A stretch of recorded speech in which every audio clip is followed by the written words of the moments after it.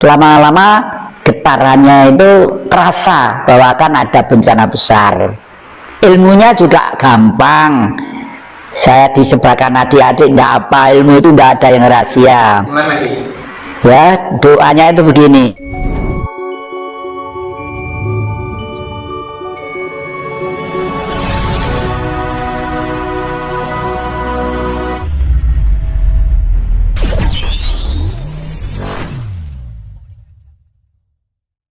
Allah dengan Tuhan itu satu tapi lain. Kalau Allah seru sekalian alam. Apa seru sekalian alam? Ya laut di permukaan bumi ini, ya bumi, benua-benua ini, ya matahari, ya bulan, ya planet-planet itu, termasuk ini semua itu Allah. Tapi kalau Tuhan sinarnya, orang Islam menyebut Nur Muhammad, orang Nasrani menyebut Kristus, orang Jawa menyebut guru sejati. Lah makanya berdepokan saya itu tidak ada guru manusia, ya. Kalau manusia masih seperti kakek ini, apa orang bersih? Bagaimana bersih? Oh, makan sate, makan gulai, makan sembarang color, ya. Dari potong perut ini isinya mesti ketekan tidak karu-karuan, makanya nggak berani menjadi guru. Tapi saya sendiri di sini sekolah kepada siapa? Kepada guru sejati. Setelah saya sekolah kepada guru sejati, semua yang saya peroleh saya tulis di sini.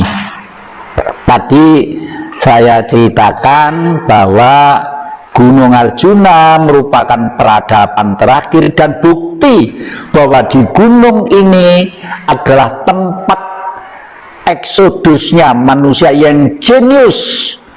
Bahkan Aristoteles Onassis penulis buku itu siapa itu?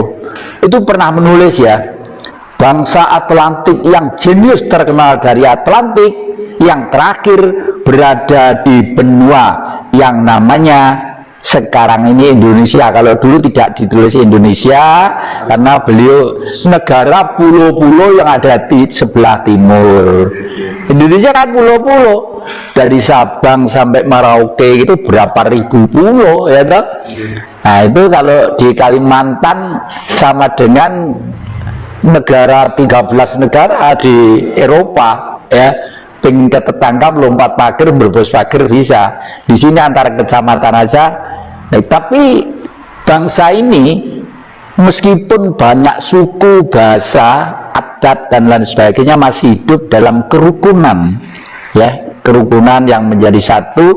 Keanekaragaman itulah yang sekarang disebut Bhinneka Tunggal Ika. Makanya sebelum Mojopahit dulu itu terbentuk dan pemerintahnya berkuasa selama kurang lebih 341 tahun, itu satria-satria dulu itu digembleng di sini, digembleng di daerah Singosari, lalu sekolahnya di Blitar yang namanya Candi Penataran atau Candi Palah.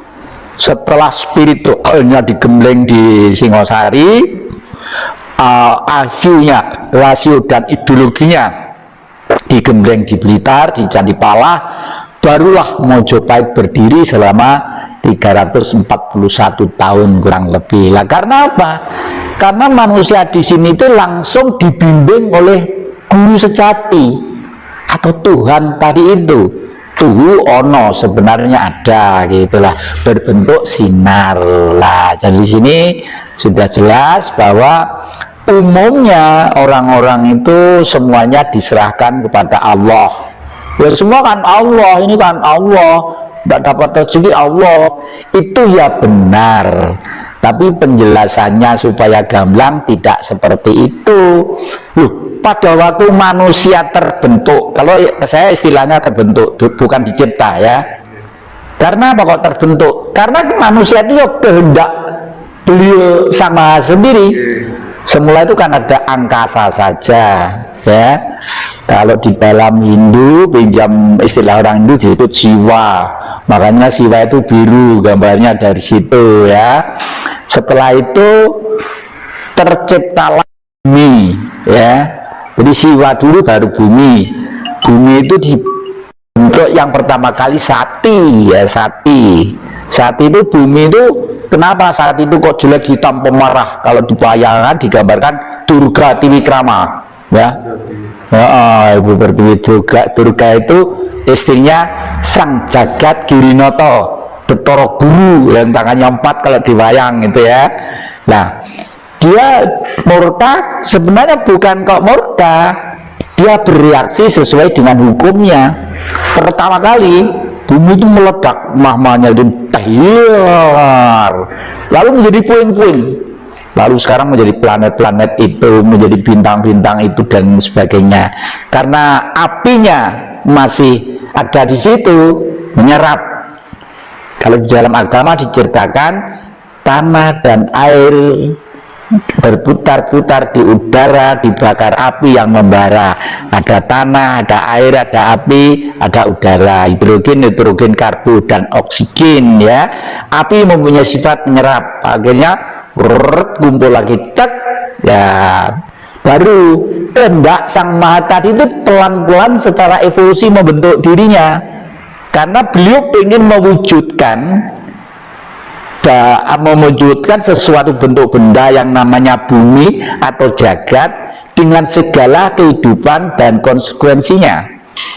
Oleh karena itu pertumbuhannya evolusi sekali, artinya pelan-pelan. Setelah dibungkus air lalu menjadi dingin, mulailah ada renik-renik yang timbul, seperti cacing, seperti ikan, seperti lama-lama ada tumbuh-tumbuhan. Nah, lalu setelah itu belum ada kehidupan yang langgeng, karena tidak ada kekuatan roh suci yang ada di situ. Roh suci itu apa? Sebenarnya roh suci itu adalah terhimpun di dalam satu, kalau di dunia ini kita sebut dengan istilah srengenge atau matahari. Orang Jawa menamakan srengenge, kalau ditulis nge ya. Es itu pinanggih uriping pati, artinya matahari menentukan kehidupan dan kematian. Kematian dalam arti selesainya waktu hidup. Tumbuh-tumbuhan punya waktu selesai, binatang punya waktu, manusia punya waktu. Itu yang menentukan matahari, ya. Oleh karena itu dikirimlah roh, ya. Lalu pinanggih uriping pati, R itu, roh itu adalah sinar halus. Sinar halus, kalau huruf ditulis O0, ya, O0. Suci artinya suci. Kenapa kok suci O? Karena titik lurus jejer-jejer dalam rentang yang sama menjadi nol, menjadi zero. Karena hidup itu garis tengah, di atas plus, bawah minus. Plus itu angkasa, minus itu bumi. Jadi hidup itu mesti elektron, ya, mesti punya gaya. Nah, lalu di sini oleh para leluhur kita, itulah Sang Maweh Gandrung, orang yang biasa meditasi tadi itu, lama-lama getarannya itu terasa bahwa akan ada bencana besar. Ilmunya juga gampang, saya disebarkan adik-adik, tidak apa, ilmu itu tidak ada yang rahasia. Ya, doanya itu begini: hong wilahing bumi sekaring-karing dengan agung, mani ing bumi iso nerawang isine jagat, mani ing ati iso nerawang rasa ning jagat, rasa surasane ati ningsun bisa gawe padange pepeteng mrepeki Sang Hyang Bagaskara. Nah, gitu. Jadi sebelum meditasi ya dibaca pada waktu meditasi, mulai duduk itu lalu pasrah udah meletak. Adik-adik nanti ada apa-apa akan segera tahu, ya, akan segera tahu, ya. Jadi saya sering ke daerah-daerah dan adik-adik saksinya sudah banyak. Kadang-kadang kalau diundang suatu tempat, kalau ada tempat leluhur yang tidak terpelihara, saya itu peka, saya lalu diam tak gitu, lalu loh Mas, mohon maaf ibu-ibu atau mas-mas, saya dari duduk saya itu misalnya ini sebelah saya tenggara ke sana kira-kira berapa meter ini? Oh, sekian puluh meter. kok ada peninggalan leluhur yang sekarang tidak pernah diuriri, terabaikan oleh anak cucu itu apa-apa ada. Enggak mbah, itu dulu sekarang ada pohonnya besar, atau ada patungnya, atau ada batunya, atau ada sumbernya, biasanya begitu. Dan itu karena ilmu itu tadi itu, ya, karena mantra tadi itu pas proses meditasi selalu digaungkan di dalam gimana? Jadi meditasi itu ada dua, meditasi aktif, ya proaktif, dan meditasi nul total. Kalau nul total itu pasrah. Biasanya saya kalau mau tidur itu sejak muda saya selalu pasrah.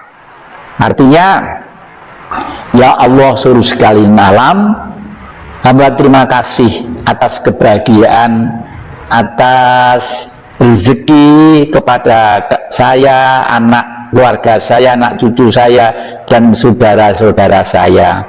Hamba mohon maaf sebesar-besarnya atas kekilafan yang sengaja atau tidak. Malam ini hamba menyerahkan diri terhadapmu, semoga kembali menjadi sebagaimana hukum yang kau kehendaki. Titik, ya sudah gitu. Itu dikarang sendiri bisa. Pakai bahasa kita lah. Gitu ya, gitu lah. Ini leluhur kita itu selalu seperti itu. Nah, ternyata leluhur kita itu memang manusia-manusia yang jenius, terjenius seluruh dunia. Tadi saya katakan, misalnya begini, orang Barat bisa terbang ke angkasa itu dengan baling-baling, karena orang Barat sekitar 1930 ya pesawat terbang ya. Baling-baling itu begini, artinya apa?